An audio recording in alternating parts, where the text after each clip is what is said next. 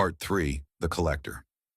As the investigation continued, Michael became more and more convinced that the killer was not just a maniac, but a person with a specific purpose. The murders were too neat, too thought out. The victims were different, but they had something in common. They were all young, beautiful, and talented. Emma wrote poetry, Lisa played the violin. The killer seemed to choose his victims for their unique qualities. Michael began to suspect that the killer was some kind of collector.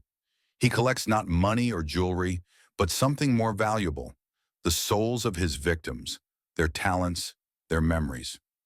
One day, Michael found an anonymous letter in his mailbox.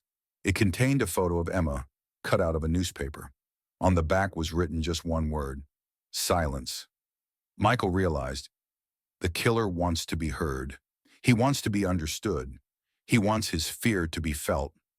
As Michael deciphered the meaning of the word silence, he increasingly realized that the killer was obviously looking for the perfect moment to save everything he had.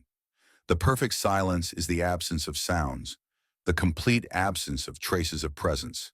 In his mind, this moment was supposed to be the final point. Another body was soon discovered. This time, the victim was a young artist who had recently moved to Echo Creek. She was found in her studio, surrounded by her paintings.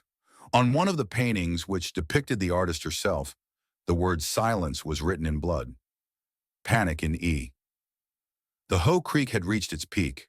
People were locked in their houses, afraid to go outside. The police were powerless.